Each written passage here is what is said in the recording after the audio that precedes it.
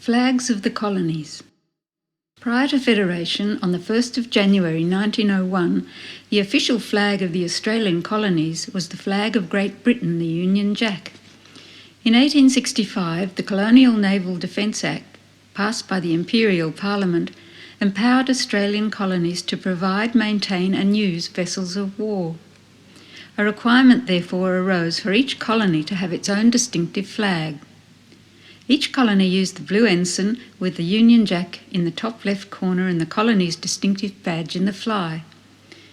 Over time, use of these flags was extended beyond display on naval vessels. The Victorian Flag. Victoria was the first Australian colony to have its own flag. This came about because it was the first Australian colony to acquire a warship, and thus, under the 1865 Colonial Naval Defence Act, it needed a flag to distinguish its ships from other British ships. In 1870, the colony adopted an official badge for use on the British blue ensign. It had 5 white stars with varying numbers of points arranged to correspond to the Southern Cross. In 1877, the Royal Crown was added above the Southern Cross. The depictions of this crown have varied over time in accordance with heraldic fashion and the wishes of the monarch of the time. It was the only colonial flag not to feature its badge on a round disc. The Tasmanian Flag. The first local flag of Tasmania was adopted in 1875. The flag had a white cross on a blue field. In the canton was the Union flag, and in the fly were 5 five-pointed stars of the Southern Cross. This was subsequently abandoned, and a year later a badge with a red line on a white disc was adopted.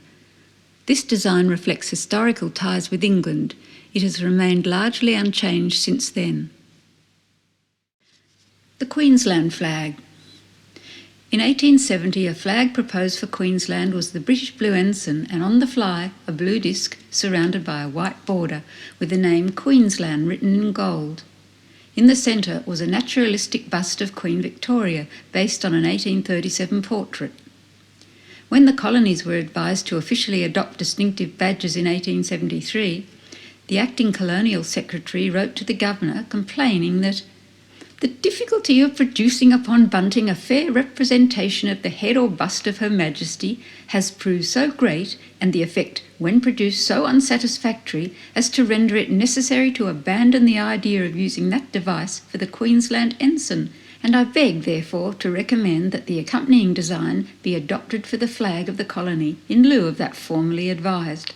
The design of a new fly forwarded with the letter was of a white disc bearing a blue Maltese cross, with the British Royal Crown in its centre. On November 29, 1876, the official Gazette confirmed this design as the new badge for the colony of Queensland. The Western Australian Flag. The black swan has long been associated with Western Australia. In 1697, Dutch explorer Willem de Vlaming named the Swan River due to the large numbers of swans that were found on it, and the first English settlement in 1829 was referred to as the Swan River Colony. The swan appeared on early West Australian banknotes and the first West Australian postage stamps issued in 1854.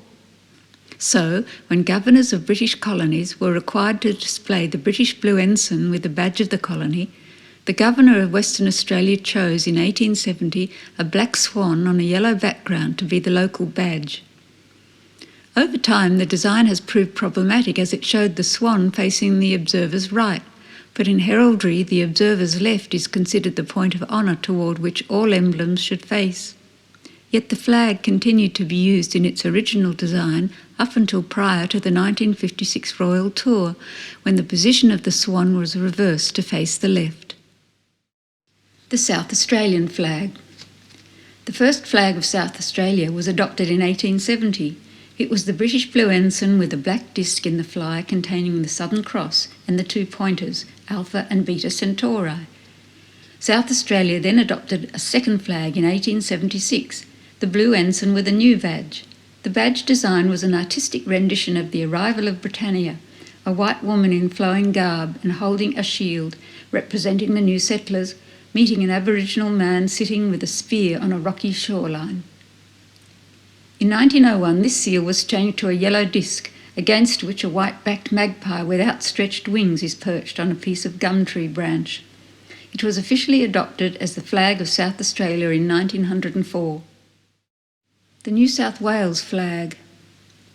A number of unofficial flags existed in the early days of New South Wales.